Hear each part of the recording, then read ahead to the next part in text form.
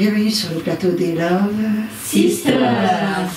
Nous avons le plaisir de recevoir un panel d'artistes extraordinaires, n'est-ce pas? Tout à fait. Hein, Marie-Laure, c'est toi qui vas commencer, ma grande. Et oui, c'est moi qui commence avec Martin Coriu. Bonjour Martin. Bonjour Marie-Laure. Bonjour, vous êtes kinésithérapeute de métier, mais si l'on vous reçoit aujourd'hui, c'est surtout parce que vous êtes auteur, compositeur, chanteur.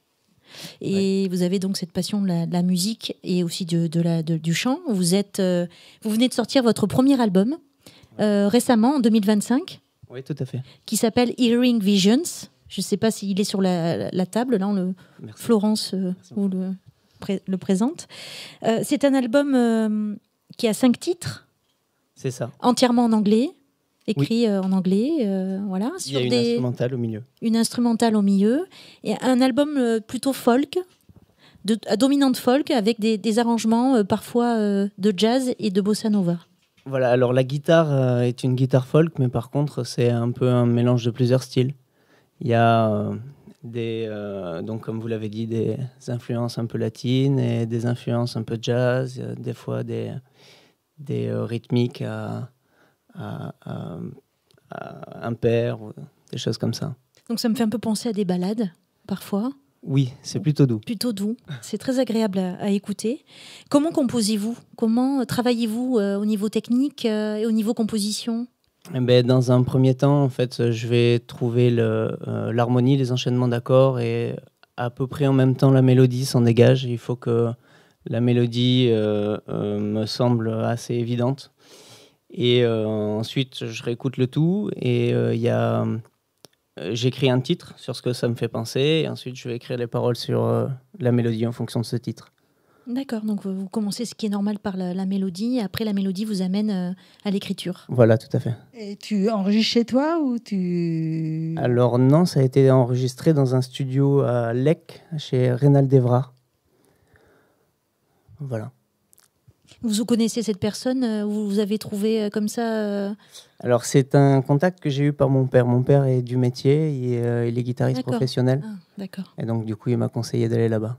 Donc, vous jouez essentiellement avec une guitare acoustique? Oui. Donc, on va le voir tout à l'heure, vous allez nous jouer un morceau. Et c'est une guitare qui s'appelle la guitare Barry, parce que c'est le nom, c'est ce que vous m'avez dit, du luthier qui confectionne ce genre de guitare et qui a son atelier à Sommières. Voilà, c'est tout ça? à fait. Ouais, c'est basé sur un modèle d'une Gibson L00, il me semble. Et voilà, Stéphane Barry, qui travaille sur Sommières et qui est un superbe luthier. On trouve de moins en moins de luthiers. Hein. Donc c'est bien de le citer, je trouve, et en plus un luthier local. Je trouve que ces métiers se perdent un peu. Ça reste quand même... Je pense que c'est difficile d'en vivre après. Difficile d'en vivre, ouais. Tout à fait. Je voulais... Quelle question aborder? Oui, vous avez été influencé par... au niveau de cet album, il y a un chanteur, un musicien qui vous a influencé beaucoup. Oui, tout à fait. Donc mon père mis à part, parce qu'évidemment, j'ai beaucoup écouté, mais j'ai été assez frappé et marqué par la musique de Nick Drake, qui est un chanteur un guitariste, chanteur, compositeur de la fin des années 60, qui est un peu passé à la trappe à sa période et puis qui a ressurgi un peu plus tard. Et moi, à son écoute, ça m'a vraiment marqué et donc du coup, ça m'a un peu persuadé intimement que moi aussi, j'avais des choses à dire, quoi. D'accord, non, c'est très, très beau, j'aime beaucoup. Que représentent à vos yeux ces chansons? Qu'est-ce que vous... comment vous les ressentez? Quel message, pas message, mais qu'est-ce que vous voulez faire transparaître à travers ces chansons? Et les textes aussi? Alors déjà, tout simplement, c'est de la musique qui forcément n'existe pas et que j'aurais aimé entendre, vu que c'est de la musique que j'ai à l'intérieur de moi et que je passe du temps à chercher. Et j'aime essayer de me surprendre, de créer de la surprise régulièrement. Voilà. Ensuite, c'est inspirer aussi, c'est raconter à la fois des moments qui ont été marquants dans ma vie ou alors simplement des concepts poétiques, des états. Voilà. Donc toutes les émotions on retrouve toutes les émotions à travers vos titres sur l'album? On peut. Je pense majoritairement à consonance mélancolique un peu, mais toujours en anglais. Hein. Alors pour celui-là, oui, toujours en anglais. Maintenant, j'écris en français exclusivement. Mais donc du coup, il y a tous les titres en anglais qui ont été cristallisés sur cet album-là, et maintenant c'est en français. Donc un second album en perspective. J'espère, ouais. J'ai une question un peu plus personnelle à vous poser en fait. Oui. Vous avez exprimé que donc vous avez fait des études pour être kinésiologue, c'est ça? Alors, kinésithérapeute. Kinésithérapeute, pardon. En sachant que donc votre papa est guitariste professionnel et que finalement maintenant vous arrivez vous aussi dans le monde de la musique. Vous êtes tombé dedans tout petit, mais vous n'avez pas immédiatement fait ce choix-là. Pourquoi? Alors, au début, j'ai voulu, et puis ça m'a été assez déconseillé par mon père parce qu'il y avait plein de choses qui me plaisaient. J'étais pas obnubilé que par la musique. Ouais. Il y avait aussi plein de choses. Enfin, je faisais beaucoup de sport et j'étais pas trop scolaire, mais je m'en sortais pas trop mal non plus. Et donc, du coup, il m'a conseillé d'aller au bout d'abord des études et ensuite de faire en fonction. Et choix que je regrette pas maintenant. Je suis content de pouvoir faire les deux. Oui, voilà, parce que vous avez gardé votre profession et en même temps, vous faites la musique. Voilà, tout à fait. Ouais, je suis à mi-temps. D'accord. Et si la musique prenait le pas, qu'est-ce qui se passerait? Ça pourrait être une bonne chose. Il faudrait que ce soit un choix. Si jamais c'était imposé, ça me plairait pas. Et d'une manière comme de l'autre. Ensuite, si jamais on sait pas ce que la vie réserve, si jamais il y avait une bonne surprise, ça pourrait, pourquoi pas. Oui, mais enfin, tu fais ce que tu as envie et ça qui est le principal. Ta Oui, passion. ça c'est de l'or. Ouais. Ça, c'est de l'or et tout le monde n'a pas cette chance. Oui, c'est sûr. Voilà, Ouais. ça. Hein. Alors là, l'album est tout en anglais, mais est-ce que le prochain album sera en français? Ah oui, du coup, exclusivement en français, normalement. Bon, c'est une belle idée, je trouve. Est-ce que vous avez déjà des titres dans la tête, des premiers textes écrits ou... Oui, plus que dans la tête, il y en a qui sont déjà enregistrés. Ah, d'accord. Ah oui. Et je réfléchis même aussi pour faire une continuité dans les lives de peut-être traduire ceux qui sont en anglais Si tu peux en français. tu peux versifier ou tu peux faire en anglais. Tu peux parler en anglais. Parler anglais, c'est facile. Mais faire une chanson en anglais, c'est moins facile. Oui. Par rapport au rime et tout ça. Et puis, il faut trouver dans tous les cas toujours ce juste milieu entre le sens et le son, quoi. Il faut que ça sonne bien, mais il faut que ça veuille dire quelque chose. Moi, je suis obligée de me faire aider. Hein. Donc, je suis obligée. Alors, j'ai des amis qui me corrigent mes erreurs, ouais. Mes fautes d'orthographe. Je m'en doutais. Puis j'ai pas un accent anglais parfait, non, alors obligé, je vois, bien sûr. Bah, ça veut dire qu'on veut le parfait. Ça veut dire que tu veux le parfait. Oui, enfin, en tout cas, quelque chose qui me plaise à moi. Exactement. Au minimum, ouais. Moi, j'aurais une question. Tu vas faire des concerts, c'est ce que j'ai tournées Ouais, alors j'ai commencé, j'ai fait quelques dates avec ce projet-là. Pas énormément de dates, mais j'en ai fait quelques-unes. Et puis aussi, en fait, il y a d'autres projets musicaux dans lesquels je suis guitariste. Du coup, voilà, il faut un petit peu de temps pour tout. Du coup, c'est difficile aussi de prendre du temps pour aller à la recherche des dates et tout ça. Donc, du coup, je n'ai pas eu des dizaines et des dizaines de représentations, mais il y en a eu quelques-unes. Et est-ce qu'on peut trouver votre album sur les plateformes actuellement ou est-ce qu'on peut le trouver? Oui. Il est trouvable du coup sur le site du label qui s'appelle Castle Records. Voilà, que je remercie du coup par ailleurs de m'accompagner. Et voilà. Ou sinon, on peut me contacter directement si c'est. Donc, est-ce qu'on peut vous contacter de quelle façon? Si vous regardez la caméra et nous dire où est-ce qu'on peut vous contacter si quelqu'un veut vous contacter pour collaborer avec vous sur des titres ou on ne sait pas. Oui, tout à fait. On peut me trouver du coup sur Facebook, qui est un Facebook qui est dédié à la musique, et sur Instagram aussi, c'est tout sous mon nom propre, donc Martin Coriu avec 2 R. Très bien. Voilà. Parfait. T'as pas de téléphone? J'ai pas de téléphone professionnel. Il y aura trop d'appels sinon après. Non, mais professionnel, c'est pas pareil. Il vaut mieux qu'il y ait trop d'appels, justement. C'est sûr. Je sais pas, mais moi, je préfère avoir trop d'appels et de demandes. Hein. Donc, on gagner beaucoup d'argent. On peut me demander éventuellement mon numéro personnel via Facebook. En message privé. Voilà, tout à fait. Bien sûr. On va avoir la chance de vous écouter sur l'un des titres de l'album qui s'appelle Bad Mood. Voilà, tout à fait. Voilà, avec les sonorités pures et cristallines de cette belle guitare acoustique Barry. Voilà, du nom de ce luthier dont on a parlé. Voilà, on l'écoute. C'est à vous.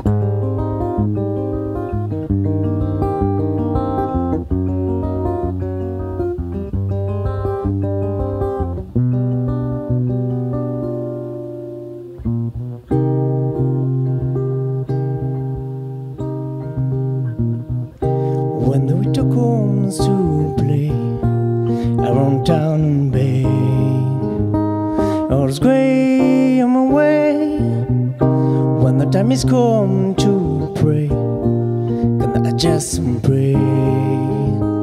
Do not stray when then the rain. I pray all day till May.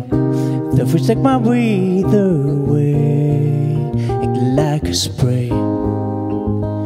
In place I can stay, looking for a tiny ray after during the day.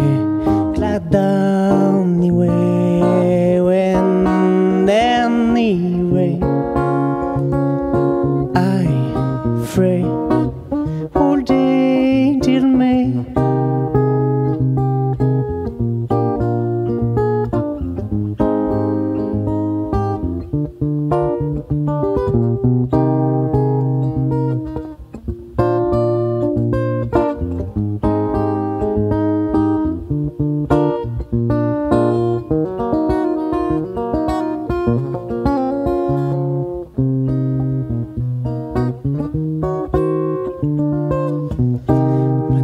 Come to play around town and bay.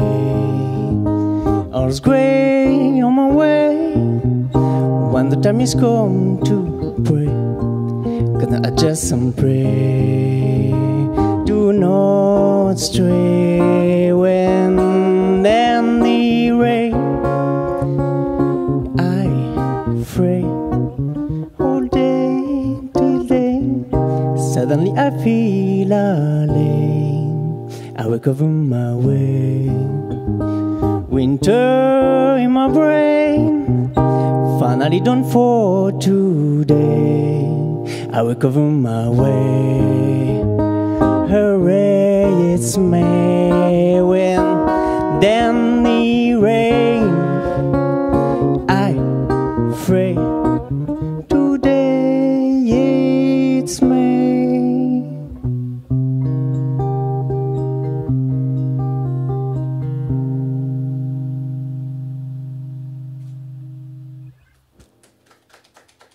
Merci beaucoup.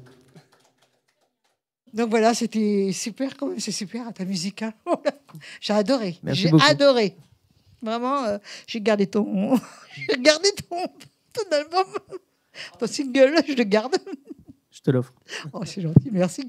Mais je pense que ça reviendrait plutôt à cette chère Marie-Laure, parce que c'est elle qui t'a interviewé et je la volerai.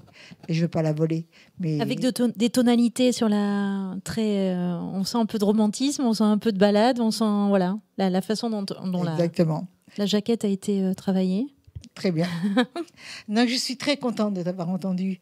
Et maintenant, ça va être à ton tour, Florence. Tu oui. reçois Avec Élodie. Élodie. Bonjour. J'ai l'impression de te Élodie. connaître, j'ai déjà vu toi. Hein. Oui, on s'est déjà vu. Oui. Ouais. Je ne sais plus comment, sur le plateau ou hors plateau. Mais J'étais on s'est venue vu. accompagner un ami ici. Ah, voilà. J'étais pas venue pour moi la dernière fois. Oui, mais je te reconnais. Donc Élodie, vous êtes chanteuse-interprète depuis 4 ans. Vous vous produisez dans différents endroits. Et puis le grand événement, là, c'est effectivement la sortie d'un premier album. Un premier single. Un premier single, Oui. pardon, effectivement, qui s'appelle Sentiment coupable. On aura aussi la chance d'en entendre un extrait tout à l'heure. Mais donc voilà, depuis 4 ans, vous êtes chanteuse-interprète. Ça veut dire que c'est depuis 4 ans que vous avez décidé de ne faire que ça, parce que vous avez fait plein d'autres choses autrement. Et pourquoi cette décision, il y a 4 ans, véritablement, de cette fois, ça y est, je me lance dans cette carrière artistique-là? Parce que j'ai toujours eu beaucoup de difficultés dans ma scolarité, dans le monde du travail.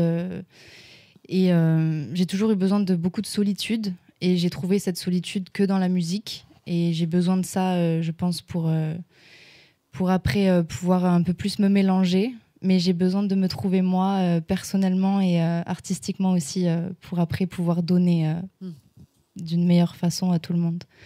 Bien sûr, bah vous savez ce qu'on dit, hein, sois bien avec toi et tu seras bien avec les autres. Donc c'est tout à fait ça, d'accord. Et donc là, ce premier single qui sort, qui va être sur les différentes plateformes, etc., je suppose, et avec cette idée, du coup, d'accroître les dates, les scènes qu'on est à même de vous proposer. Oui, j'aimerais beaucoup. J'essaye de ne pas placer d'attente, mais j'ai juste envie que le titre soit accueilli dans le sens qu'il puisse parler. Et j'essaye de toujours rester assez vague dans les chansons pour que les gens puissent s'identifier. Alors, justement, c'est un titre fort, Sentiment coupable. Ouais, c'est un titre fort. Je l'ai changé d'ailleurs il n'y a pas longtemps parce qu'il s'appelait C'est pas facile, ce single. Et j'ai voulu l'appeler Sentiment coupable justement parce que c'est bien plus adapté à ce que la chanson raconte. Voilà, qui parle d'une culpabilité de quitter quelqu'un, chose qui n'est pas du tout facile. Et du coup, ce titre est très important et je pense que plein de personnes ont vécu ou ont ressenti ça, que ce soit d'un côté comme de l'autre, la personne quittée ou celle qui quitte. Donc je pense que ça pourra parler à pas mal de gens peut-être. Alors vous chantez pas forcément toute seule, des fois vous accompagnez d'autres musiciens? Alors, j'ai jamais chanté dans un orchestre ou... Non, mais avec un ami? Avec un ami, oui, exactement, en duo. Tout à fait. Vous chantez aussi en duo. Après, voilà, je suppose qu'avec la sortie du single, vous aurez à cœur de chanter indépendamment du duo, mais ça vous arrive parfois de le faire. Et où on peut vous voir? Enfin, c'est des salles de quel type?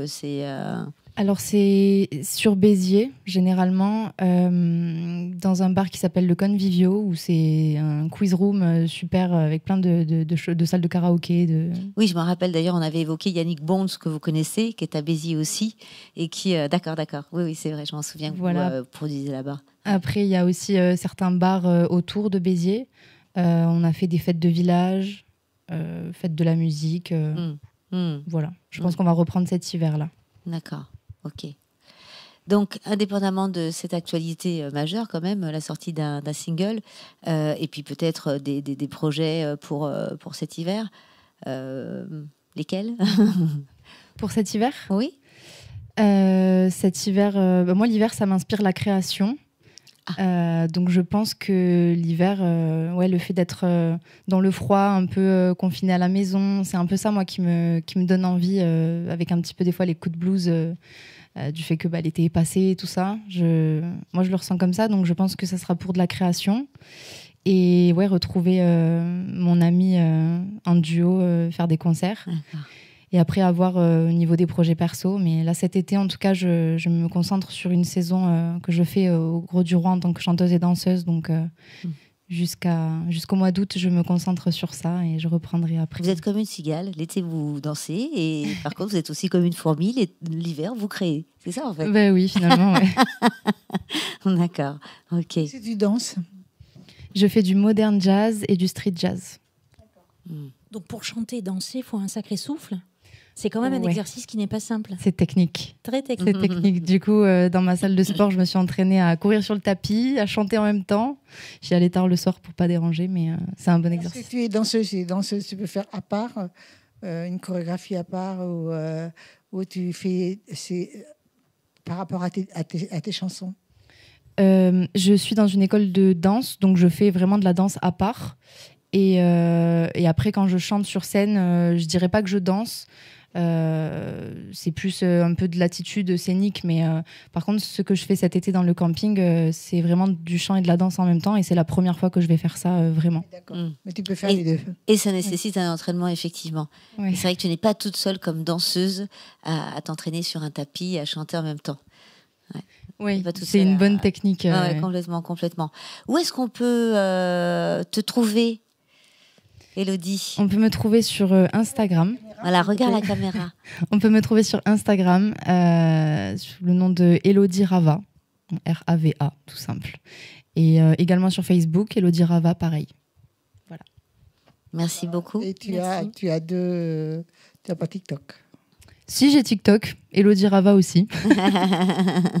Ok. Et tu vas faire un album après le single? Là, je prépare le 2e single. Donc l'album, je sais pas, c'est un peu... je pense que j'ai besoin de temps encore pour trouver vraiment une identité plus profonde, ouais. Je veux pas faire n'importe quoi, donc ça faudra attendre un peu plus. C'est bien. Ouais. Écoute, merci beaucoup. Merci à vous. Merci.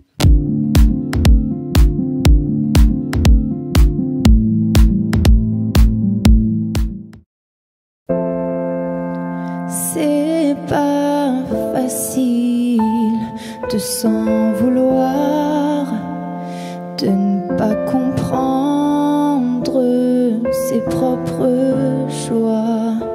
C'est pas facile de faire du mal, de décevoir. C'est pas facile. Besoin vital d'une dose de bonheur, sentiment coupable d'avoir écouté mon cœur quand je viens d'en briser un.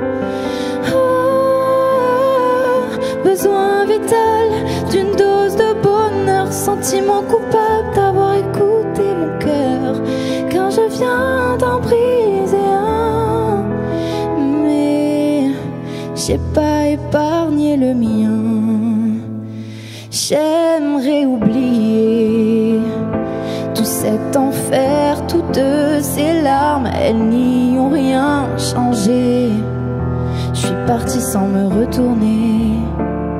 J'ai laissé derrière une partie de moi, à jamais celle que tu garderas.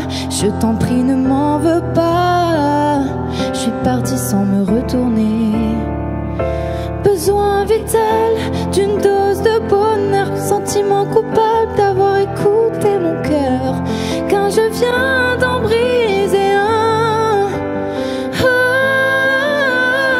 Besoin vital d'une dose de bonheur, sentiment coupable d'avoir écouté mon cœur quand je viens d'en briser un.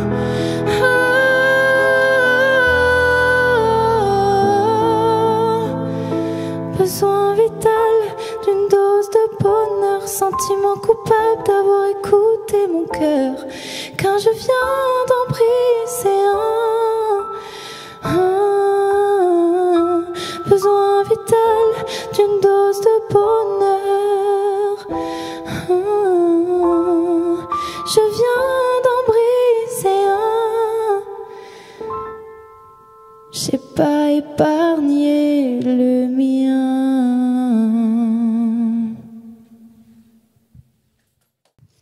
Alors moi j'ai le plaisir de recevoir quelqu'un très souriant, très solaire finalement.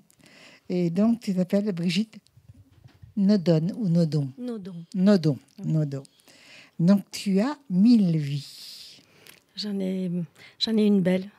Mais tu as choisi Oui.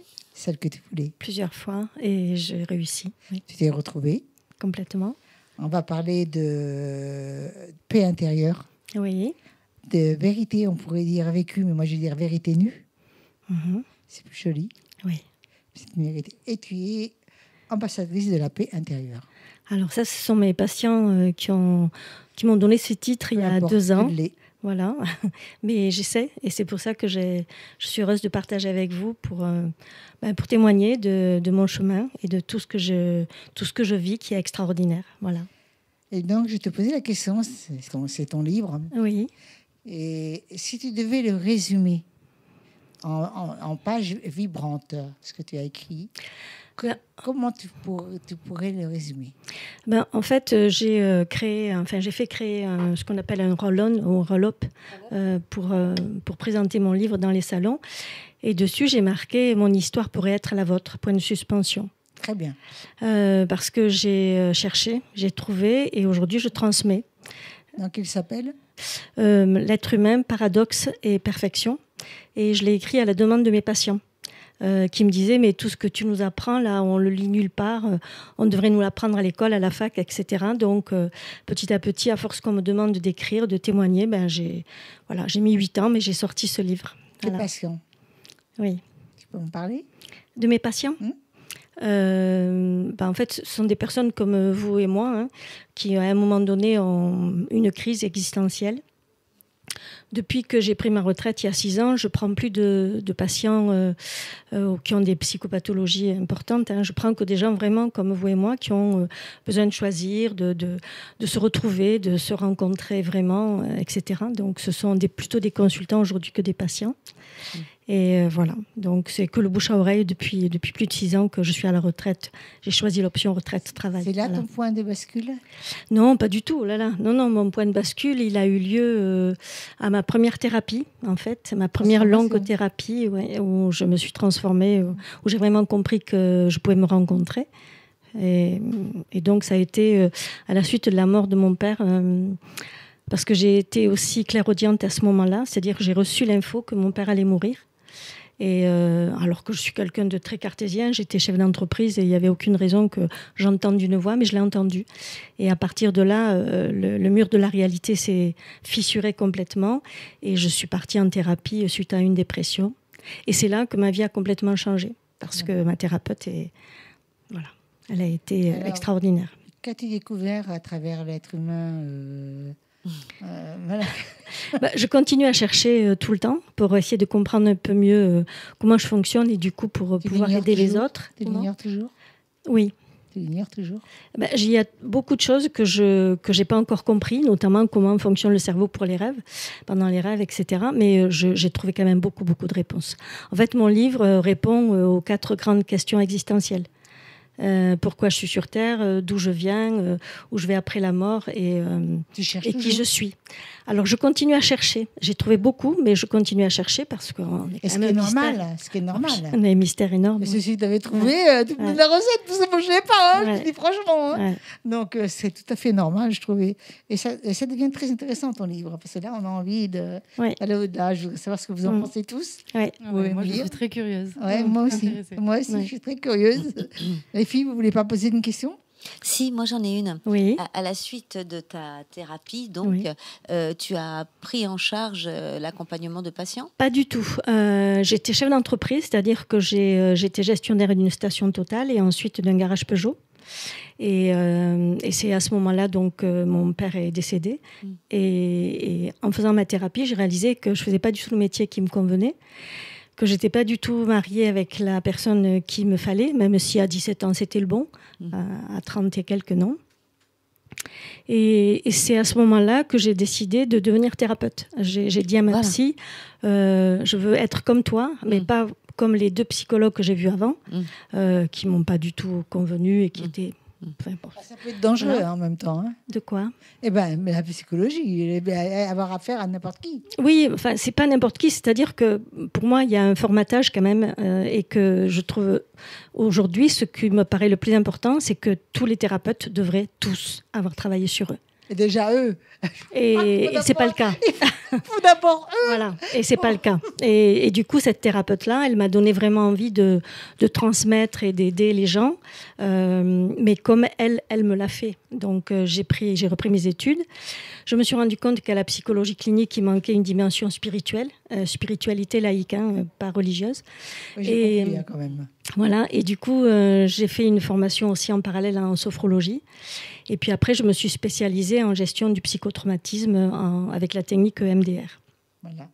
On va parler à nouveau de ton livre. Oui. Quel est le passage qui t'a fait le plus trembler ? Alors, je dirais que tout le livre m'a fait trembler pendant 8 ans.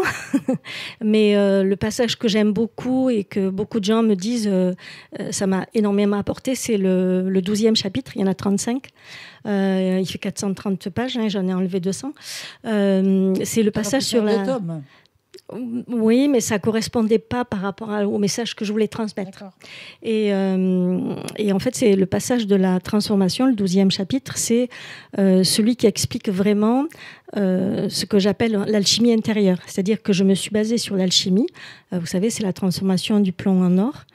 Et en fait, j'explique que, comme le grand œuvre, le travail sur soi, c'est un grand œuvre. C'est-à-dire, il y a l'œuvre au noir, le moment où on se rencontre, où on réalise qu'on n'est pas heureux, qu'on n'est pas à sa place. Toutes les parties sombres dont parle Jung. Une fois qu'on a commencé à vraiment faire le point avec soi et qu'on commence à aller en profondeur vraiment, on commence à changer. Et là, ça se voit à l'extérieur. Et ça s'appelle l'œuvre au blanc. Et après, évidemment, l'objectif, c'est la pierre philosophale. Mais disons que l'important, c'est d'aller au centre de soi le plus souvent possible. Et la pierre philosophale, il n'y en a pas beaucoup. Voilà. L'alchimie, tu es d'accord avec moi, c'est une science. Oui, c'est une science, mais le travail sur soi, l'intériorisation, pour moi, c'est aussi c'est psychologique, mais c'est scientifique. C'est-à-dire que dans mon livre, j'ai vraiment pris l'être humain sur toutes les dimensions. c'est-à-dire biologique, philosophique, énergétique, spirituel et évidemment psychologique. Alors, je parle à tout le monde, là. Oui. Sans Brigitte, hein, bien entendu. Est-ce que vous auriez, vous, envie d'avoir une partie de ce chapitre dont elle parle, qu'elle nous lise une partie de ce chapitre? Ah, un passage, tu veux dire? J'ai pas pris mes lunettes, mais je vais essayer. Quelqu'un d'autre peut te lire, hein? Oui, je veux bien, parce que j'ai pas du tout Quelqu'un d'autre pensé. peut te le lire. Ça t'aime lire? Oui, mais j'ai pas mes lunettes non plus. Oh mon Dieu! Oui, tu peux le lire. Attends, il faut que je le... Sinon, moi, je lis très bien. Je me suis fait opérer des yeux. T'as eu cette chance. Alors, j'ai plus besoin de lunettes. Oui, mais on n'est pas tous opérables, malheureusement. Non, on n'est pas tous opérables. Et je ne le suis pas. Je sais, je m'en suis bien sortie. Hein. J'ai eu la trouille de ma vie, quand même. Chapitre 12, hein, tu as dit. Hein. Celui-là, tu vois, là, jusqu'ici. Jusqu'à maintenant. De ne pas aller trop vite. Je sais que je vais un peu vite. Pas trop vite. Hein. Dans certaines traditions, il est écrit que le but de l'être humain est de rentrer à la maison, c'est-à-dire de retrouver sa part divine. Nous avons tous le potentiel d'une portion de divinité. Si Dieu a dit que nous sommes tous ses enfants, l'histoire du sacrifice de Jésus n'est peut-être là que pour nous montrer ce dont nous sommes capables et l'importance de l'amour. Nelson Mandela a affirmé « Je suis le maître de ma vie, je suis le gouvernail de mon âme ». Puissent-ils être nombreux les individus qui, durant leur traversée au long cours, atteindront le port d'attache de leur soi, afin de prononcer un jour cette même phrase. Mandela a passé de nombreuses années de sa vie en prison. Cet homme a-t-il eu un guide, un directeur de conscience, un ami, ou s'est-il simplement adressé à Dieu durant son incarcération? Après le visionnage du film documentaire Nelson Mandela et moi sur Arte, une évidence apparaît. Cet homme avait réussi à se rencontrer. La paix intérieure est indispensable pour espérer voir la paix dans le monde. L'intérieur se reflétant à l'extérieur, il est essentiel d'installer la paix en soi pour la faire rayonner. Les êtres de l'humanité entière devraient fournir des efforts pour la trouver et la vivre. La majorité désire la connaître ou la garder. Souvenez-vous que c'est notre esprit qui colore chaque situation. Si vous voulez ne pas connaître de tempête, décidez de mettre votre baromètre intérieur sur la position beau fixe chaque matin. Merci. Bravo, bravo. Alors, vraiment, on a vraiment envie de le lire, ma chérie. Vraiment. Effectivement, cela donne envie. Et donc, si une lectrice ne devait retenir qu'un seul message, lequel serait-il? C'est que nous avons un potentiel immense et que l'important, c'est de savoir qu'on peut maîtriser son mental. Et qu'on est heureux ou malheureux uniquement en fonction de ce qu'on pense. On a 65 000 pensées par jour minimum et c'est vraiment la façon de colorer et de regarder les êtres avec un regard positif et de se dire que même dans les épreuves, parce que j'en ai vécu vraiment beaucoup, toutes les épreuves servent à quelque chose et elles servent à évoluer. Si on se plaint, on ne peut pas avancer. Alors que si on se dit il y a un truc à comprendre, je vais chercher, je vais trouver et je vais comprendre, du coup on en retire de la force et c'est super. Alors, je dirais une chose, moi. Merci Brigitte pour ta lumière simple et vraie. Merci. Moi, j'ai une question. Que ce livre touche les cœurs, comme il a touché le tien en l'écrivant. Oui. Et à tous ceux qui nous regardent, la paix intérieure, ça se cultive. Tout à fait. Merci. Pose la question. Est-ce que tu comptes rencontrer des personnes, animer des conférences pour voir un petit peu je le fais. Les expériences de chacun? Vous le faites déjà? En fait, j'ai commencé. Mon livre est sorti il y a un an maintenant, 13 mois. Et cette année, donc, j'ai commencé à donner des conférences dans les salons et puis aux Gazettes Café. Ils me reçoivent souvent et du coup je vais en donner encore d'autres en octobre, en novembre, etc. Oui, c'est le Gazette Café, c'est à côté de la gare à Montpellier. Ah, ok. Ouais. D'accord. Super. Ça m'intéresse bien. Ouais, c'est intéressant, mais vous pourrez prendre vos coordonnées dans les pages. Et donc, Brigitte et toi, je vais te dire une chose. Oui. En t'interviewant, et je pense que mes consoeurs, parce que je dis à mes consoeurs, oui. même si on n'est pas médecin, Oui.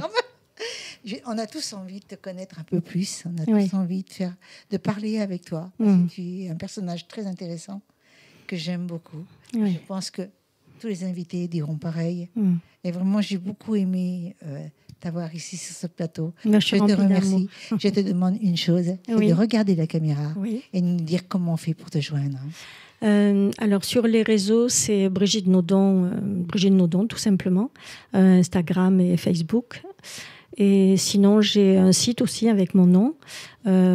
Sur Google, il y a Brigitte Naudon, thérapeute EMDR, donc vous pouvez me trouver. Et sinon, je vends mon livre en direct. Alors, la société Maya, enfin la maison d'édition Maya le vend, mais moi je le vends en direct à Mougio. Et donc, vous pouvez m'appeler au 06 10 85 84 76. Bravo, bravo. Bravo. Bravo. Merci.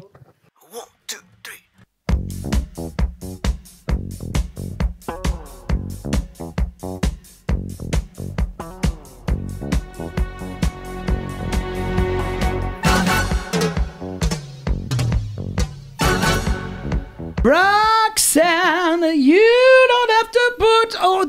Hey, salut les Love Sisters et les musicos. J'espère que vous allez bien. Bienvenue chez Monsieur Musique, à la maison bien sûr. Et ça, c'est pour vous parler cette fois-ci d'un groupe emblématique de rock. Ouais, et quand je vous parle de rock et que vous avez entendu la chanson, forcément vous vous dites, bah alors c'est The Police. Mais là, on va parler de Sting. Et ouais, de Sting, parce que de son vrai nom, Gordon Sumner, est un des musiciens, chanteurs, compositeurs britanniques les plus connus, est né le 2 octobre 1951 à Newcastle. Eh ouais, mesdames. Et vous voyez, vous pouvez déjà aller le chercher pour lui faire un petit coucou. Vous avez déjà une sérieuse indication. Alors, cet ancien membre du groupe The Police, eh bien, il a connu un immense succès dans les années 70 et dans les années 1980 avec des titres emblématiques comme le fameux Roxanne de tout à l'heure. J'étais loin de penser que vous alliez être à côté. Et puis, bien sûr, Every Breath You Take. Ça, on va parler de ces deux titres. Ça, c'est vraiment pour le côté waouh de lancement. Mais bien sûr, vous n'allez pas vous dire que ça va s'arrêter là. Monsieur Musique a encore plein de choses à vous dire. Eh bien oui, en tant qu'artiste solo, il a explosé avec divers styles musicaux, allant du rock au jazz, tout en interprétant des influences du monde entier, mêlant les styles. Souvenez-vous le titre avec Cheb Mami. Hein, eh oui, il faut pas l'oublier. Ou alors les titres qu'il a fait, dont celui avec Mylène Farmer, parce qu'il faut pas l'oublier. Ses paroles, souvent poétiques, arborent des thèmes variés, de l'amour à tout le questionnement social et environnemental. Ça, c'est vraiment la base de cette écriture et de sa composition, et c'est ce qui fait encore aujourd'hui qu'il reste un des artistes emblématiques de la pop et du rock. En plus de sa carrière musicale, forcément, en voilà un autre, Sting est également un engagé philanthrope et surtout un défenseur des droits de l'homme. Ce qui lui a valu plusieurs distinctions au cours de sa carrière. Et quelles distinctions! Alors on ne va pas parler des Grammy, on ne va pas parler de toutes les récompenses qu'il a reçues dans le monde, mais sûr et certain, cet artiste est un autre artiste à mettre au panthéon de la musique. Sur ce, les Love Sisters, je vous rends l'antenne, tant qu'à moi, Roxanne, Myriam, c'est à toi. Marie-Laure, je crois que c'est à ton tour. C'est à mon tour, oui, d'interviewer Marie-Agnès Salezada. Bonjour Marie-Laure, bonjour les Love Sisters, bonjour Muriel. Bonjour, vous êtes poétesse depuis plus de 20 ans. Depuis une vingtaine d'années, j'écris de la poésie. Vous êtes réalisatrice et animatrice de l'émission Jardin d'Isis. Sur Radio FM+, Jardin d'Isis, chaque jeudi de 11h à midi. On peut consulter les podcasts de Radio FM+, pour trouver le contenu des émissions. Dans cette émission, vous mettez à l'honneur des auteurs et des autrices de poésie locaux et régionaux. Très important pour moi, ayant eu la chance d'avoir un créneau d'enregistrement autour de la poésie, de donner en retour en invitant des personnes à venir présenter leur écriture, à parler de leur engagement et à mettre en voix leurs poèmes, à pouvoir bénéficier d'archives vocales. Je trouve que c'est important. Montpellier C'est à Montpellier, c'est dans le Carrousel, dans les locaux du Carrousel, avenue Gambetta, juste à côté de la brasserie du Dôme, pour situer un petit peu. D'accord, très bien. Au premier étage, il y a une radio qui diffuse 24 heures sur 24, des programmes musicaux, des émissions culturelles. Enfin. Et quelle est la fréquence de cette radio pour 91. Et donc, les émissions sont en podcast de Radio FM+. On peut retrouver les émissions sur les podcasts. D'accord. Et donc, j'invite des poètes et tout ce qui touche autour de tout ce qui parle de poésie, ça peut être aussi des gens qui voyagent, qui vont me présenter la région qu'ils ont visitée. Donc là, dernièrement, c'était le triangle d'Alignan et la personne a parlé était passionnée par cette région, a parlé de tout ce qu'il y avait à voir à Gérone et autour, Cadaqués, etc. Et j'ai trouvé un lien avec la poésie puisque Federico Garcia Lorca avait écrit pour Salvador Dali un long poème. Et donc, toujours trouver des interactions entre la poésie, l'écriture et la thématique qu'on présente. Ça peut être aussi le cinéma.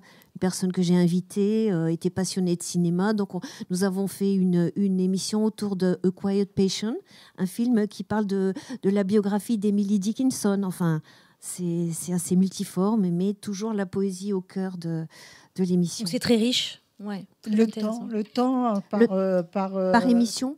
Non, le temps d'une personne que tu invites. Alors, je l'invite pour l'émission et c'est plus de 50 minutes, 55 minutes. Non, mais elle n'est pas là 50 minutes. Si. C'est quand même. Si. Oui, c'est pour ça que je parle d'archives vocales. Donc c'est bien qu'il reste des archives vocales, voilà, justement. Il a écrit, il lit et il peut partager après avec ses connaissances, diffuser ce qu'il écrit sur le plan de l'oral, quoi, pas simplement le livre en lui-même. Important, c'est très important. Oui, c'est capital. Oui, c'est. Le principe d'un poème, c'est qu'il soit récité. Il faut qu'il soit dit. Tout à fait. Oui. Et puis la personne qui l'a écrit, il met de lui-même également. Il va verbaliser sa passion. On l'entend beaucoup plus que si on le lit en lecture silencieuse. En plus, c'est pas que pour ça. Parce que quelqu'un qui ne peut pas lire et qui est aveugle ou autre, exactement, qui a des difficultés à lire. Oui. Le fait que ce soit sonore, ça apporte un plus indéniable. Alors aujourd'hui, vous avez amené avec vous quelques-uns de vos recueils. Alors il y a Sur la solitude de la lagune, Papillon des jours d'automne, que l'on va voir là, qui présente sur la couverture une gouache ou une peinture faite par vos petits-enfants. Voilà, c'est important. L'éditeur a bien voulu... l'éditeur qui est petits-enfants de 3 et 4 ans, Ubicart. Et en fait, j'ai souhaité associer les petits-enfants. Et il y a plusieurs gouaches à l'intérieur. Donc c'est magnifique, les illustrations. Qui ont 3 ou 4 ans. Et j'étais tellement contente de faire cet ouvrage familial, finalement. La poésie et la spontanéité des petits-enfants. Tout à fait, tout à fait. Et il y a aussi votre dernier recueil qui s'appelle L'or du ginkgo biloba, qui est paru en 2024, au printemps 2024, chez un autre éditeur cette fois-ci, montpelliérain, Ombangui. J'espère que je précise bien. Voilà, Ombangui, c'est un éditeur montpelliérain qui a ouvert une librairie rue Saint-Claude. C'est une rue parallèle à l'avenue Gambetta, derrière l'avenue Gambetta. Et il s'agit de L'or du ginkgo biloba. Donc en fait, il s'agit d'un poème éponyme qui clôt le recueil. Le dernier poème est L'or du ginkgo biloba. Je peux vous en lire 2-3. Le murmure du banc sous l'or des feuilles qui dansent, beauté et paix en cette nuit qui vient avant Noël. Ce bruissement d'ailes n'est peut-être pas un poème, mais j'enferme dans l'intime la chaleur de ton regard. J'ai oublié la guerre et son fracas de tonnerre. Je souris à la vie sous l'or du ginkgo biloba. Et donc, ce ginkgo biloba, nous en avons plusieurs à Montpellier, des arbres au feuillage rutilant qui devient jaune d'or au mois d'octobre, au mois de novembre. Et ça m'a permis d'organiser mon recueil en mettant l'or de la rencontre, qui parle beaucoup du voyage, de la rencontre avec l'autre. Ça, on va y revenir après. On va y revenir. L'or du regard et l'or du ginkgo biloba. Donc, avant qu'on revienne sur ce recueil, ce dernier recueil, on va en parler. Où puisez-vous vos sources d'inspiration ? Mes sources d'inspiration, alors bien sûr, c'est comme beaucoup de personnes qui écrivent, le sentiment amoureux, je crois que est pour beaucoup dans l'inspiration, au moins initialement, au départ de l'écriture. C'est souvent un déclencheur d'écriture. Ça a été le cas pour moi, donc j'ai commencé à écrire il y a une vingtaine d'années. À ma plus grande surprise, j'ai découvert que je pouvais écrire. Et là, ça a été vraiment... Je n'en revenais pas. J'ai conforté mon... Après les premiers écrits, je me suis dit, mais voyons, il faut recommencer, voir si c'est vrai. C'était vrai. Et donc après, il y a la nature. La nature, j'en parle dans certains de mes poèmes. Nature, utérus de toute vie. Oui, vous la sublimez, la nature. Elle est totalement sublimée. Complètement. Je voyage beaucoup. J'ai beaucoup voyagé dans les Hautes-Alpes, peut-être une fois par mois pendant 20 ans. Et chaque fois, je découvrais ce paysage qui se déployait devant moi à partir des gorges de la Drôme jusque dans les Hautes-Alpes. Et j'étais émerveillée. Et j'arrêtais la voiture, je commençais à écrire. Et ce qui fait que je mettais un temps infini parfois pour arriver. Maintenant, c'est plus facile parce qu'avec le téléphone, on devrait garder les idées. Oui. Donc, comme en enregistrant nos idées, on les a pas perdues. Parce que souvent, on les a, les idées, et arrivé au bout du chemin, on a perdu l'idée. Oui. C'est plus facile maintenant. Et alors après, je manquais de support et il m'est arrivé d'écrire au dos d'un bulletin électoral. Je me suis dit, mais jamais j'aurais pensé écrire un poème au dos d'un bulletin électoral. Enfin, des surprises de la vie, quoi. Donc, comme un écrivain, il y a une part de vous-même autobiographique dans vos poèmes. Il y a une part de vous que vous intégrez dans vos poèmes, de toute façon. Oui, il y a beaucoup de moi, puisque quand je parle de... le sentiment amoureux, bien sûr, c'est universel. C'est ce que j'ai vécu. Après, ça peut être les déceptions également. Dans ce recueil, je parle beaucoup de la vie des femmes. Sur la solitude de la lagune, j'ai intégré tout un chapitre qui correspond à des souffrances de femmes. Mes souffrances personnelles sont aussi les souffrances des autres personnes. Là, je parle de utopique Cendrillon. Il était une fois, mais qu'est-ce qu'on s'éclatait comme un conte de fées. Et Cendrillon s'échinait des tâches et des tâches, des efforts sans relâche. Du sommeil, elle s'arrache et jusqu'au soir travaille, laborieuse abeille pour une survie au soleil. Donc, en fait... c'est très beau.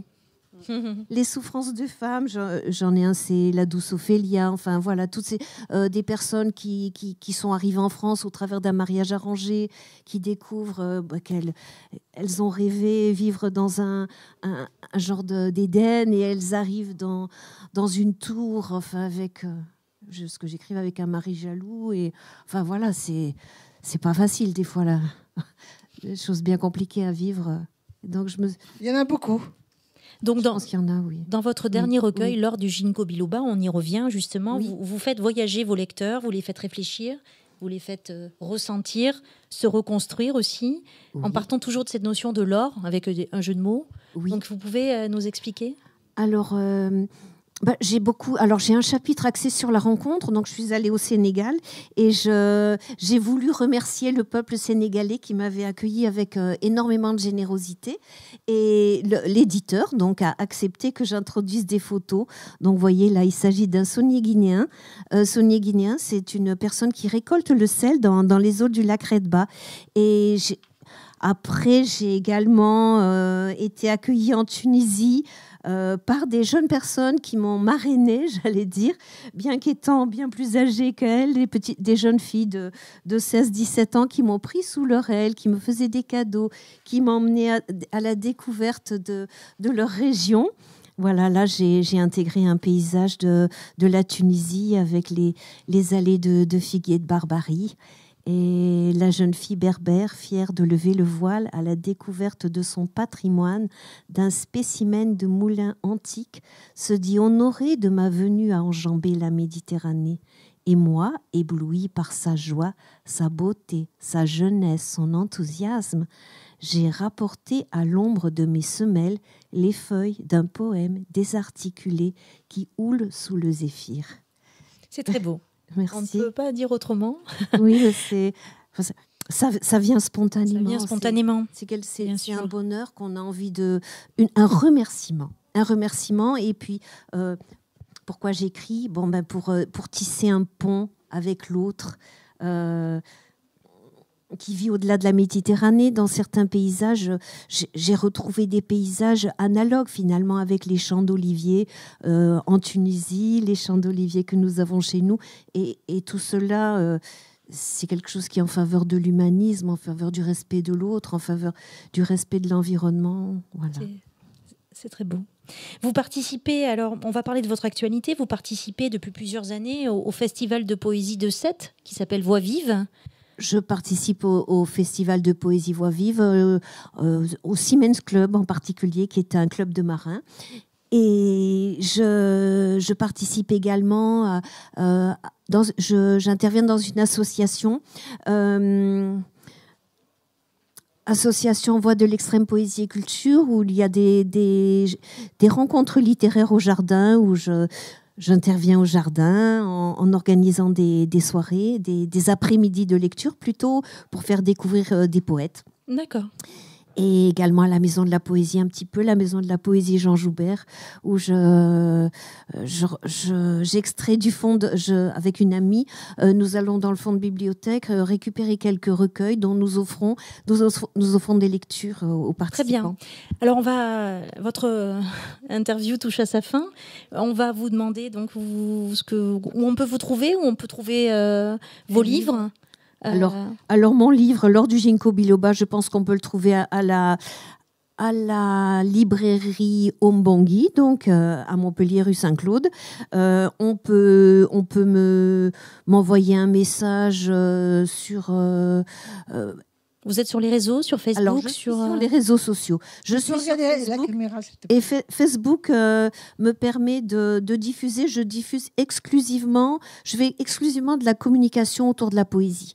Donc là, on peut trouver les livres. On peut retrouver également les émissions. Sous votre nom? Sous mon nom, Marie-Agnès Salezada. Et on peut m'envoyer un message si on le souhaite sur Messenger. Très bien. Voilà, En tout cas, merci beaucoup. De belles lectures en perspective. Merci à vous. Merci beaucoup. Donc maintenant, Florence, tu nous reçois un charmant Guillaume, qui est écrivain. C'est pas des poèmes. Mais depuis 15 ans, vous avez réalisé différents livres. Et là, tout de suite, un tout dernier, Le long voyage de Farf. Donc, on va parler bien sûr de ce dernier petit bébé, mais on peut aussi parler de quelque chose qui est quand même assez étonnant et qui, me semble-t-il, n'arrive pas à tous les écrivains. Le fait que depuis 1 an, vous avez une équipe qui travaille sur une adaptation cinématographique d'une saga que vous avez écrite en 2010. Peu importe. Mais effectivement, c'est le rêve de beaucoup d'écrivains, ce genre de choses. Et vous le réalisez. Vous pouvez nous en dire davantage ? Oui, alors c'est une longue histoire qui a démarré effectivement en 2010 avec l'édition du premier tome de Mireille Ande, la légende, le secret des âmes sœurs. Ils sont sur la table. Qui sont sur la table. Je peux le montrer ici. Ouais, voilà. Ça, c'est le deuxième tome qui a été que j'ai auto-édité en fait. Pour la petite histoire, le premier tome est sorti chez Le Diable Vauvert en 2010, mais comme on n'est pas tombé d'accord au niveau des droits audiovisuels, j'ai dû récupérer finalement mes droits parce qu'ils ne voulaient pas sortir les suites. Et du coup, les suites sont sorties en 2016, 2017 et 2018. Et la particularité que cette histoire a, c'est sa thématique, le fait de parler d'âmes sœurs et de les intégrer dans un monde imaginaire. C'est-à-dire de les sortir de la mythologie et d'en faire de la fantaisie, en fait. C'est de la fantaisie. Oui, c'est de la fantaisie, ouais, de la fantaisie épique, où il est question, en fait, d'un monde où existent des âmes sœurs qui sont capables de s'unir à un seul et même corps avec des pouvoirs extraordinaires, mais qui sont, pour cela, pourchassés, persécutés par le pouvoir en place. Et malgré tout, les deux jeunes héros de l'histoire, Sisam et Elia, vont arriver, après 10 ans de séparation, à se retrouver et ensemble à essayer de percer le secret de ce lien qui les unit, qui pourrait leur permettre de devenir cet être fusionnel qui est le Myriande, et par là même de libérer toutes les autres âmes sœurs qui, en secret, sont prisonnières des 3 cités où ils vivent. Et cette histoire-là a touché le cœur de pas mal de gens, d'abord à travers les livres. Et finalement, comme j'ai fait beaucoup de festivals, je suis allé au Festival de Cannes la dernière fois en 2015, j'ai fait des rencontres fondamentales, en l'occurrence avec une réalisatrice, productrice franco-néo-zélandaise, un grand chanteur aussi qui parcourt le monde en fait avec son groupe et qui sont tombés vraiment amoureux de cette histoire-là et qui, au bout d'un certain temps, ont décidé de se lancer avec moi dans l'aventure audiovisuelle. Et donc là, on en est au stade aujourd'hui où il y a ce qu'on appelle un Caesar Reel, c'est-à-dire c'est une sorte de teaser mais réservé aux professionnels qui a été réalisé, et un book aussi, un book professionnel pour montrer en anglais et en français ce dont il est question, et ça a été présenté à des producteurs, à différentes personnes, à des comédiens au Festival de Cannes. Je ne peux pas en dire plus parce que je suis sous contrat par rapport au projet, mais ça prend un tournant que j'avais moi-même abandonné, parce que j'en avais parlé sur Allociné en 2010. On avait essayé de monter quelque chose, on se rendait bien compte qu'en France, c'était fermé. On n'a pas les budgets, on n'a pas la culture, on n'a pas tout ce qu'il faut pour ce genre d'histoire. Donc on est obligé d'aller vraiment vers l'international. Mais donc voilà, ça a pris, c'est en train de se faire. Et dans le même temps, eh bien, effectivement, tu viens de sortir un dernier ouvrage. Tu peux nous en parler aussi? Il y aura peut-être d'ailleurs une adaptation audiovisuelle, on ne sait pas. Alors ça, je ne sais pas.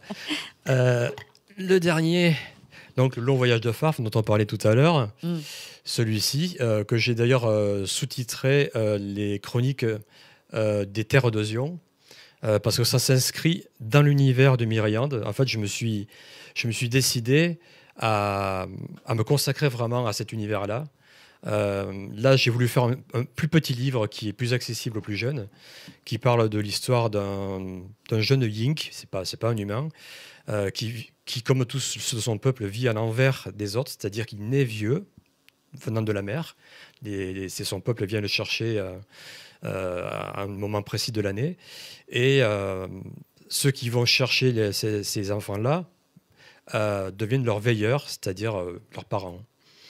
Et ce jeune phare va grandir petit à petit, il va apprendre un petit peu les notions de son monde, et par certains biais que je ne peux pas raconter là, il va se retrouver obligé de partir dans un long voyage que tous les Yinks doivent faire pour prouver leur valeur auprès de leur peuple. Seulement, il va y partir beaucoup plus jeune et beaucoup plus tôt que prévu. Et il doit partir pour arriver à retrouver la corne d'un oiseau sacré, la lui arracher et la récupérer en preuve de sa valeur auprès de son peuple. Et évidemment, l'histoire ne va pas suivre le fil qu'on pourrait attendre, et c'est totalement en lien avec la saga. On peut lire indépendamment le long voyage de Farf, il n'y a pas de problème, mais si on va aller plus loin, on peut lire la saga où on le retrouve en tant que personnage secondaire. Tout à fait. Et donc ce livre, on le trouve partout, dans les librairies Alors pas du tout. Le détail que je ne vous ai pas dit, c'est que je suis un auteur, ce qu'on appelle hybride. C'est-à-dire que je publie chez des éditeurs. J'ai publié chez Le Diable, Vauvert, j'ai publié chez J'ai lu, j'ai publié chez Pygmalion.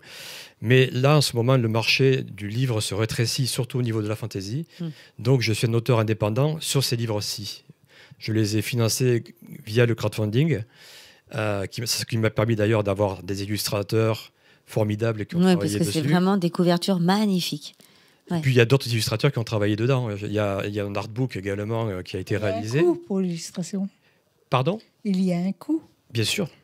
Et tout ça est prévu dans le crowdfunding, en fait. Donc, il y a chaque fois, pour chaque illustration, je prévois le montant pour... Tout le monde est payé. Et je tiens bien à préciser que je n'utilise jamais l'IA, parce que les auteurs, autant que les illustrateurs, on est solidaires vis-à-vis de ce qui se passe avec l'IA.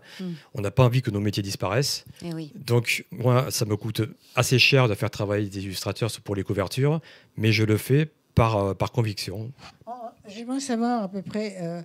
je ne dis pas le coût, mais à peu près le coût lorsqu'on a affaire à un vrai illustrateur.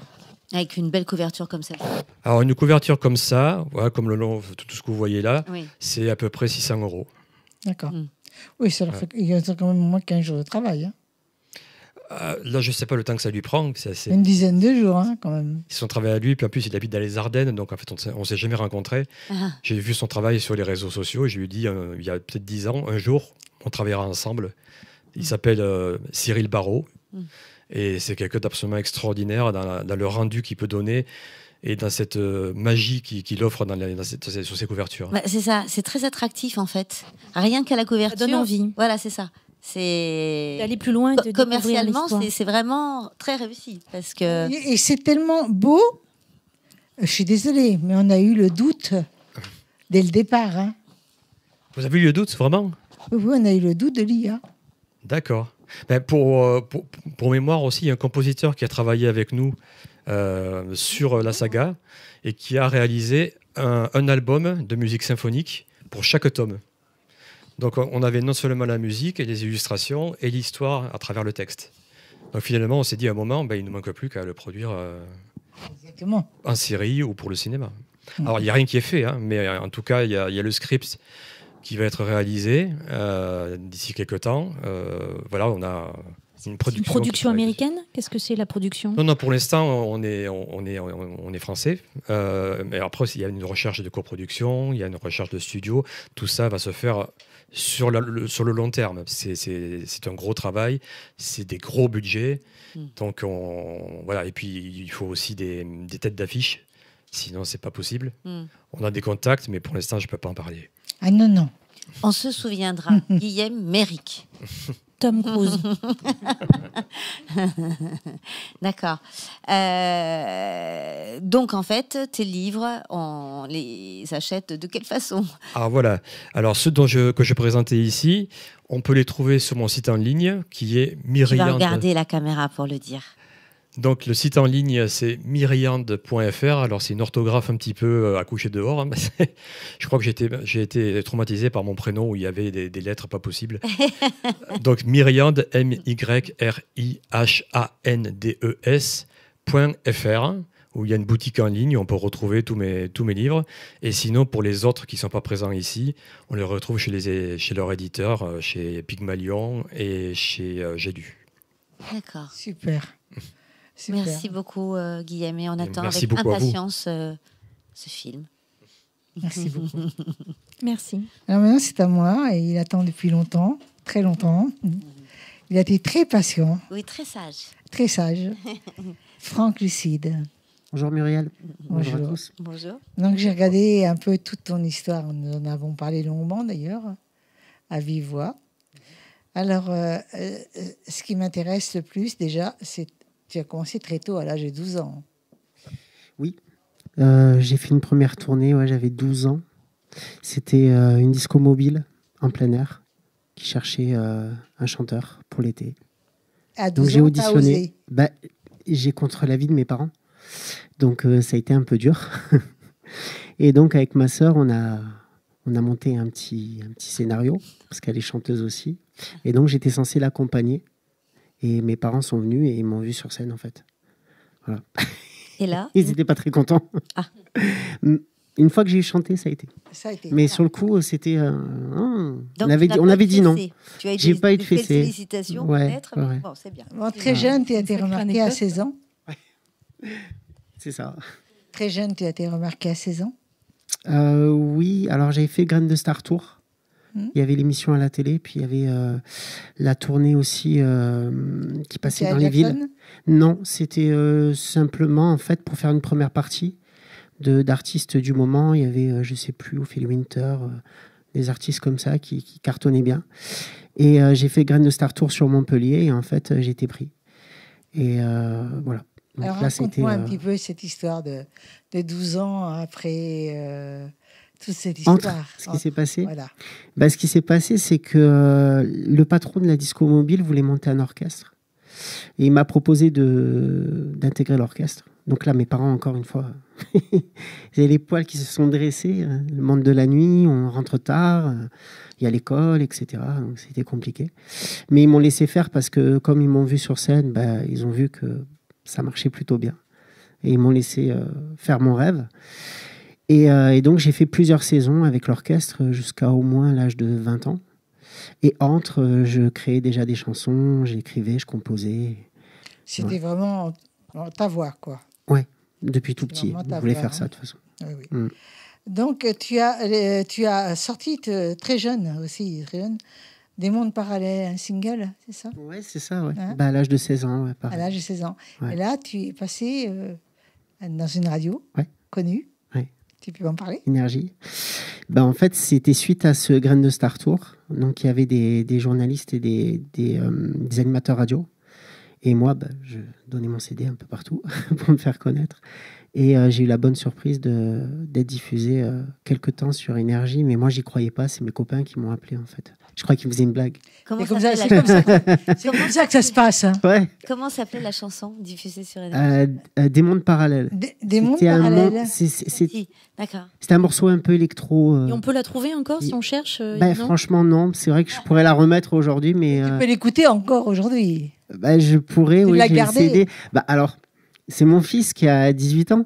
Il y a 2 ans, justement, il avait 16 ans, le même âge que moi quand j'ai fait ce single. Et moi, j'avais plus de copie de ce disque parce que j'ai tendance à rien garder. Et c'est ma mère qui lui a remis un CD. Et il vient me voir, il me dit « Mais papa, je savais pas que tu avais fait un CD et tout. T'avais quel âge ?» J'ai dit « L'âge que tu as aujourd'hui. » Et donc, je l'ai entendu en fond parce qu'il l'a mis sur sa chaîne IFI dans sa chambre. Fier quand même. Oui. Et votre voix ne devait pas être la même entre celle quand vous aviez cet âge-là et maintenant? Vous l'avez peaufinée, votre oui, voix avec le travail. Oui, ouais, parce que comme j'ai commencé à l'âge de 12 ans, la voix elle a un peu mué, mais peu quand même. Parce que quand on la travaille, le muscle, on s'habitue et ça, on perd pas trop dans les aigus.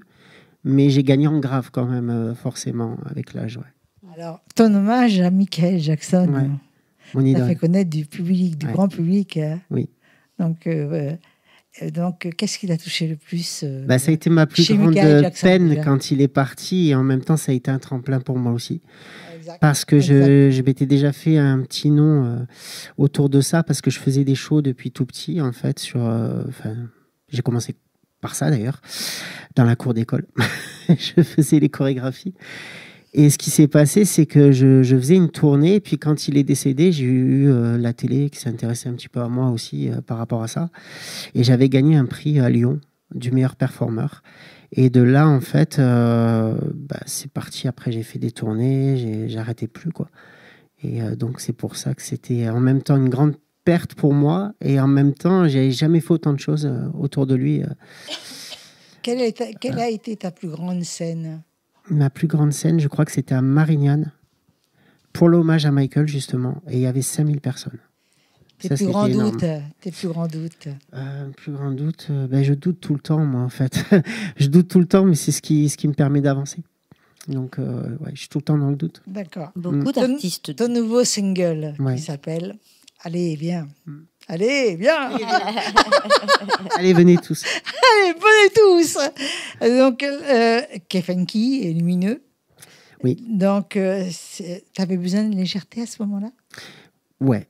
Alors, oui, parce que ça a germé pendant la période du Covid. C'est celui-là ? Ouais, c'est celui-là. Ouais.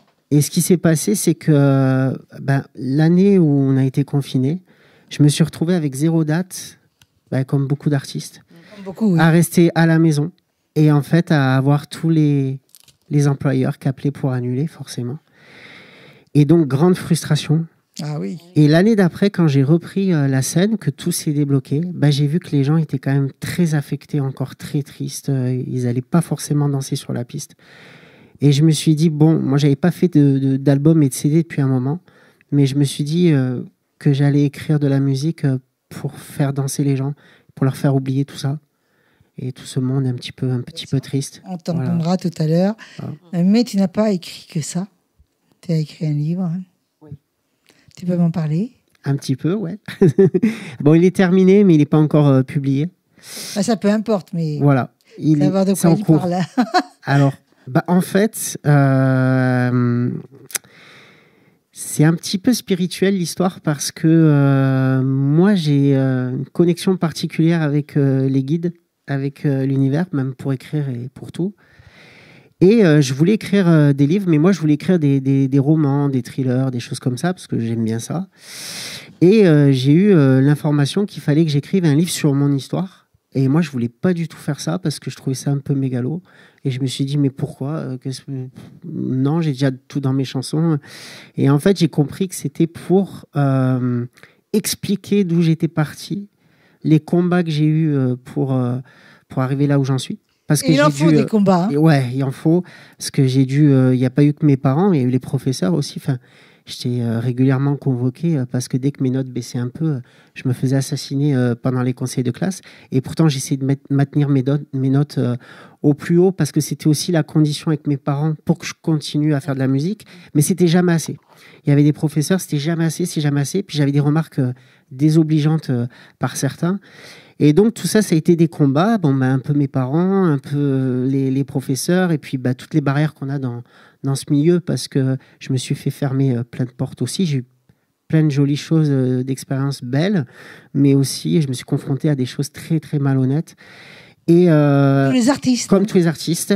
Et en fait, ce livre-là, il a pris forme, mais sous une autre forme, en fait. C'est-à-dire que je me suis dit, OK, je veux bien écrire mon histoire, mais je veux pouvoir donner... des explications et surtout il va s'appeler Jusqu'au bout du rêve. Pourquoi ? Parce que je me suis toujours battu pour mes rêves, pour tous mes rêves, et aussi parce qu'il y a un lien avec la spiritualité, c'est-à-dire qu'en fait moi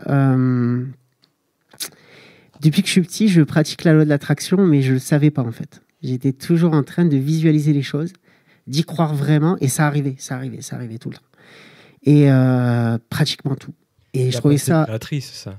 Voilà, c'est ça. Je me faisais une image mentale, et mais pour des petites choses comme des grandes choses. C'est-à-dire que des fois, ça a pris beaucoup de temps. Quand j'étais petit, je voulais passer chez Jackie, au Jackie Show.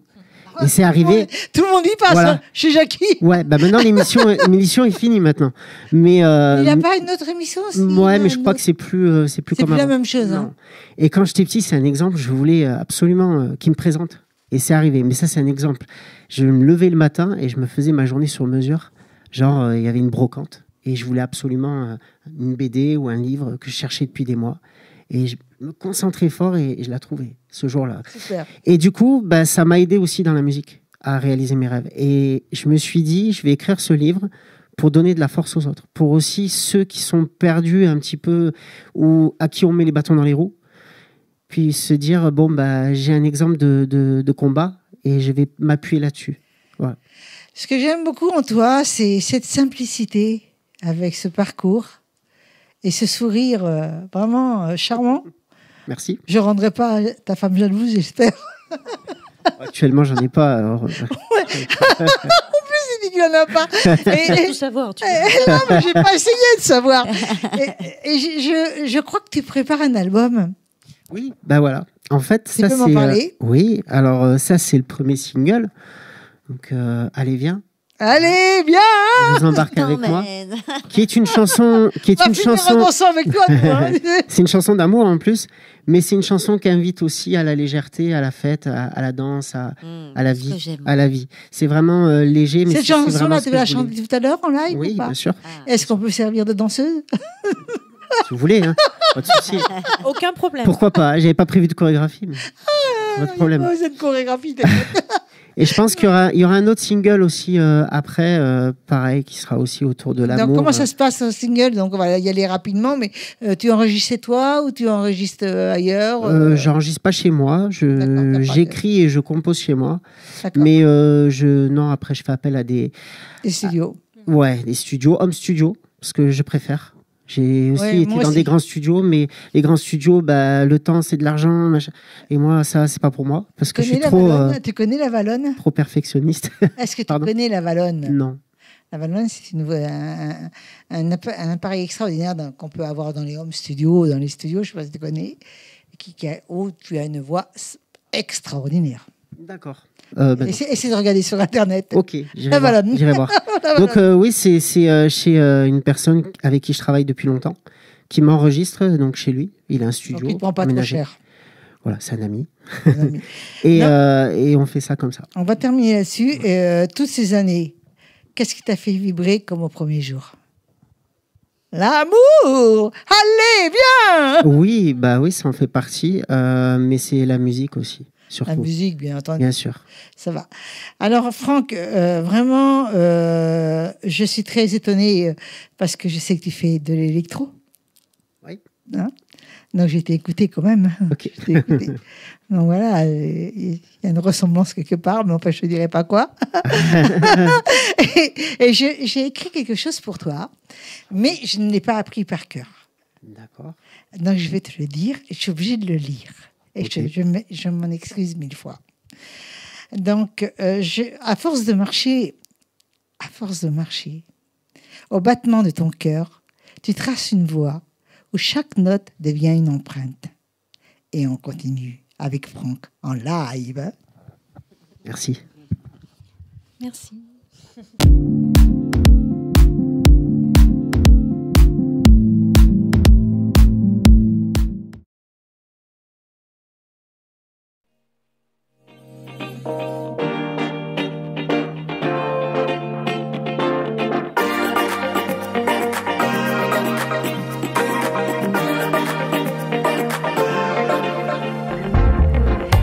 Traverser devant moi, jamais encore vu quelqu'un comme toi.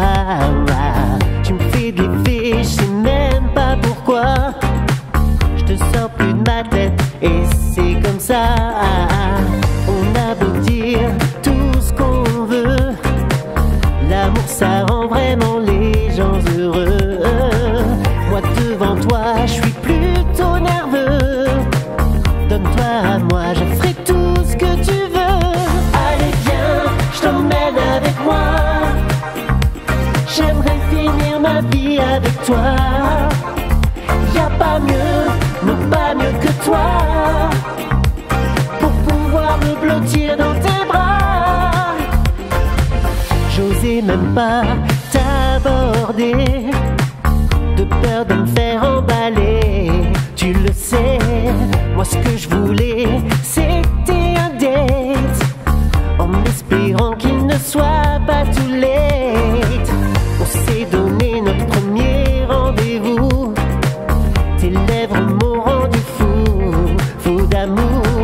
Je voudrais que ce moment dure pour toujours, qu'on prenne la route sans faire de détour. Allez viens, je t'emmène avec moi.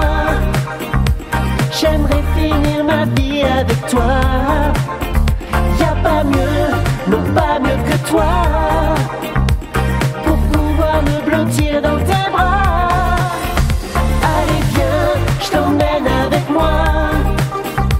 J'aimerais finir ma vie avec toi. Y'a pas mieux, non pas mieux que toi, pour pouvoir me blottir dans tes bras. Let's go, baby. Let's go crazy. I'm your baby tonight.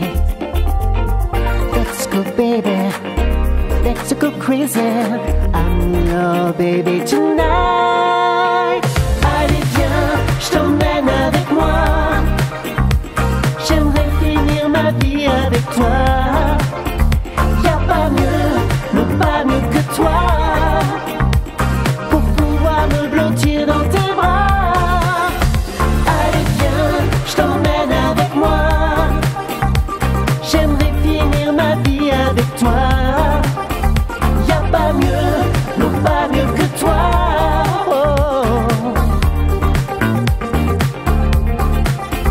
Allez viens.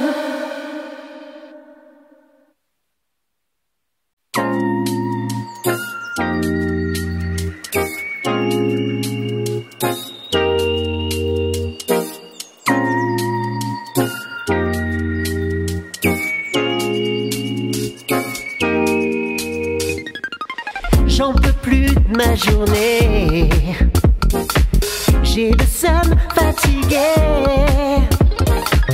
Mon patron m'a saoulé, faut que je me change les idées. Y'a tout qui se bouscule dans ma tête, moi costume à paillettes. Ce soir faut que je me la pète.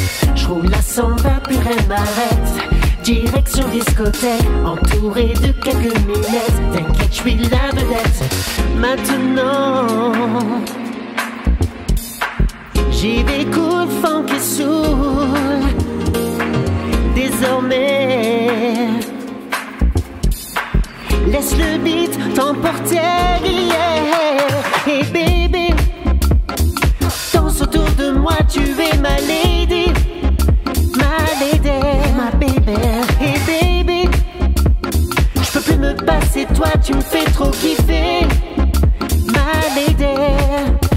Hey baby, danse autour de moi, tu es ma lady.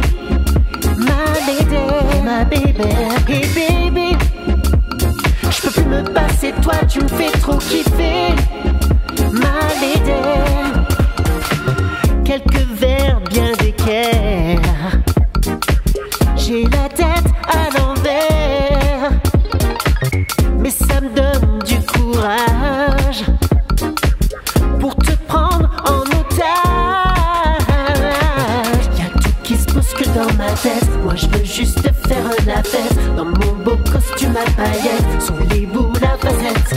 Je veux que tes mouvements soient sensuels, sois belle et naturelle. Excite-moi, donne-moi de la fièvre, emmène-moi au 7e ciel. Maintenant je te découvre à présent. Désormais, yeah, tu ne peux plus m'échapper, yeah. Hey baby, danse autour de moi, tu es ma lady. Ma lady, ma baby. Hey baby, je peux plus me passer de toi, tu me fais trop kiffer. Ma lady. Hey baby, danse autour de moi, tu es ma lady. Ma lady, ma baby. Hey baby, je peux plus me passer de toi, tu me fais trop kiffer. Ma lady.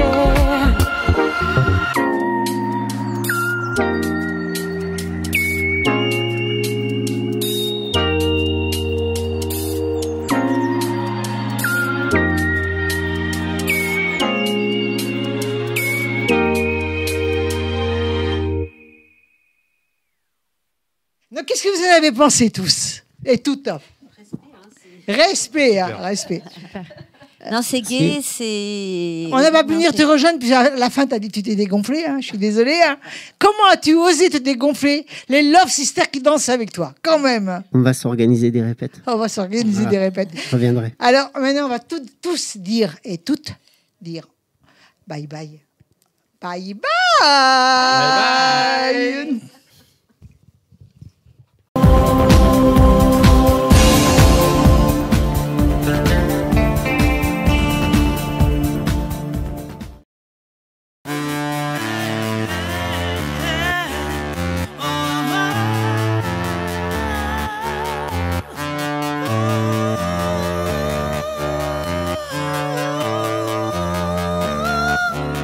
Vous traînez votre hauteur dans les bas-fonds de votre âme. Pitoyable, sinistre, à l'esprit immoral, timbré de lâcheté. L'espoir dépasse les mensonges, si grossière révélation. Votre puissance inassouvie de vanité se propage sans borne dans votre repère d'aigle. Sous la complicité de vos compères qui ne sont qu'auxiliaires du Père.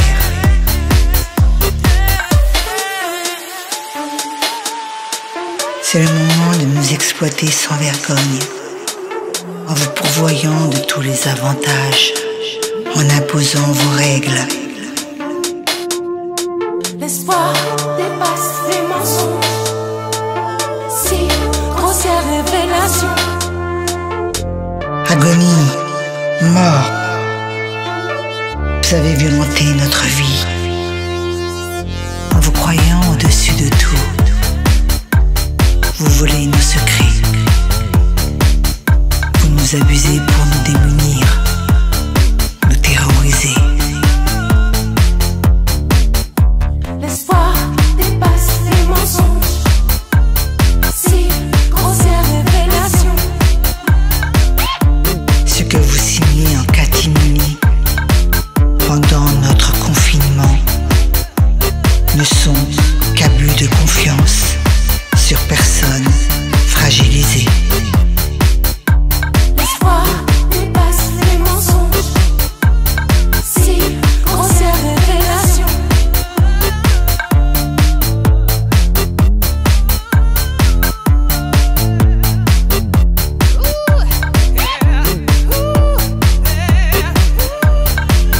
Brisons la pierre ou l'asticot répugnant qui se gave de vos trahisons.